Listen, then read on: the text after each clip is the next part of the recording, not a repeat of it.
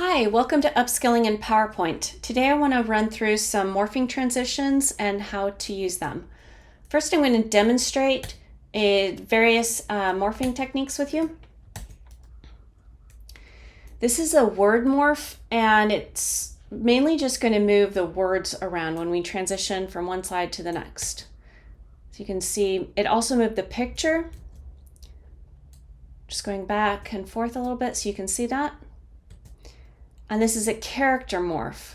I'm going to go back and let you see that one more time. Notice at the top, it's just the characters that are moving. Object morph is the most common form of morphing. So we're going to watch the arrows on the right side of the screen as they move to this side. I'm going to just show that one more time and how they moved. This is just a fun way to do some shape morphs. I'm gonna just play a little tic-tac-toe here. I'll be showing you how I am doing this in a few minutes.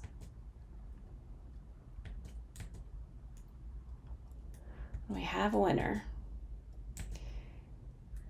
This is a lens effect morph. It's the last one I'm going to be showing you. It just gives this idea that there's a lens moving over your screen. Great, so now the question is, how do we do these? How do we use the morph transition to our advantage? So as you can see here, I had this set up for the word morph. I've got words, I've got a picture, and I just want to have a nice smooth transition down here. So what's really important is you want to make sure your first slide has no transition, none. Make sure like you go to transitions and the first slide is none. It's the next slide that has the morph transitions. And over under effects, you have the choice of objects, words, or characters. In this slide, we've picked words.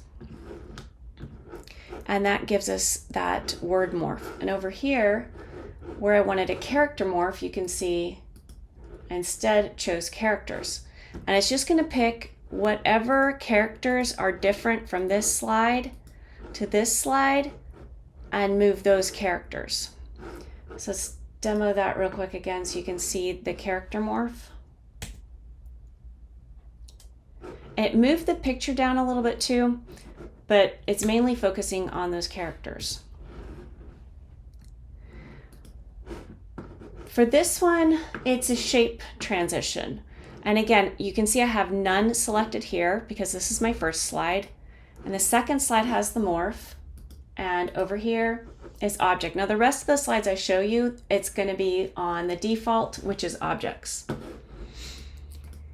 And then when you want a shape to move from one to the other, and you want it to just be one shape, you want to make sure that the only difference between the two slides is that shape.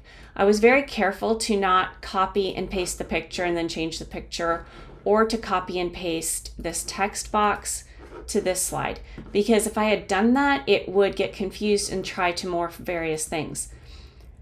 I just want to morph this image right here. So I'm going to copy, come down here, I'm going to paste, I'm going to move this over to where I want it, and then come up to shape. I want it pointing at the shape, so I'm going to flip it vertically. And it's also just kind of fun to flip it horizontally, like to flip it vertically and horizontally.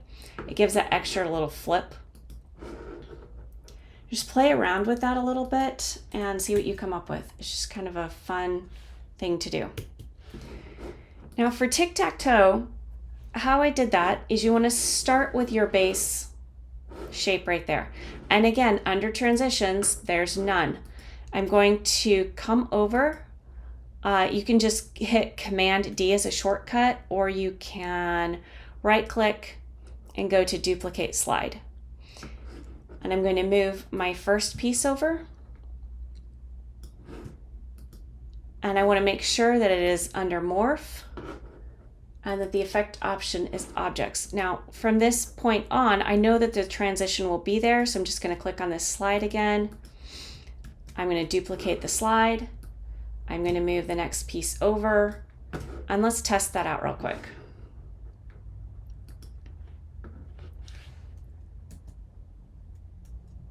Perfect. You can see that it is working beautifully. As I scroll up to our first one, we've cleared the board. We've put the first move in, put the second move in. And in your version, go for it. Just keep finishing the game. Have some fun. They'll think you're brilliant. The lens effect is the most complicated one that I do on a regular basis. It's just a nice way to add a little bit of splash to it. You want to set up your screen and get it the way you want. You want all the words, you want everything finalized. If there are multiple people working in this, make sure it is absolutely finalized. And then you need to take a screenshot. Now you can do a screenshot of just the images. Sometimes you might want to do a screenshot of the whole slide. In this case, I'm really just interested in these images. Do as high of resolution of a screenshot as you can.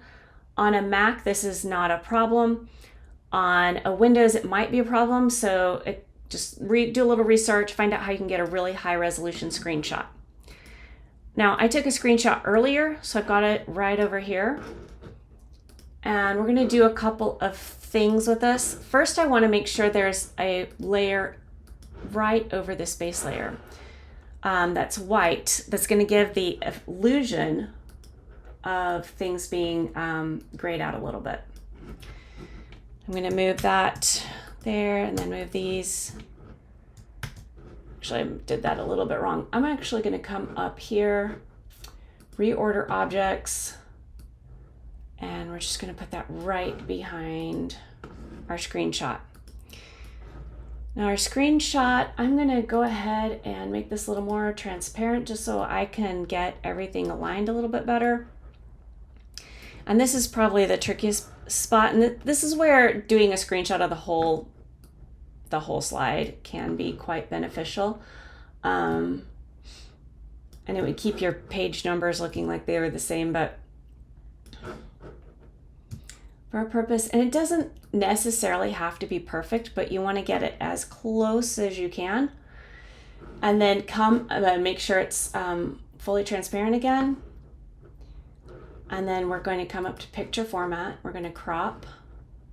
I'm going to bring this over. And it can sometimes, be a little tricky. This is cooperating beautifully today. Get that shape in there. And I want the rounded corners on this. So I'm going to crop to shape. And you're going to see that shape pop out with a shadow. I'm going to do a shadow. And I'm going to choose the shadow that is offset center. And it's a bit deep for me. I don't really want it to look quite like that. So I'm just going to play around with it, bring it up to 106. I'm going to bring the blur up even more. Transparency. I just want a little bit of a glow back there. Now, here's the critical step. Again, for transitions, this one, you don't need a transition on this one. We're going to duplicate this slide. We're going to take this, move it over. And this time we want to make sure the morph is in place and of course the object. And we're going to come back to this slide, but I just want to get this set up. So we duplicated the slide again. This time we're going to move it over here. I'm going to come back to this slide and I'm going to go up to the picture format, crop. So you want to crop it, and I'm going to hold down my shift key on my keyboard and just slide that second picture over. And on this one, do the same thing again. Picture format, crop, and hold the shift key down so you get a straight move over. Just drag that into place. Let it go. And let's test this out. Let's go back up to this first slide, go into slide mode. And we have it. Beautiful. Well, thank you so much for joining, and I'll see you in the next one.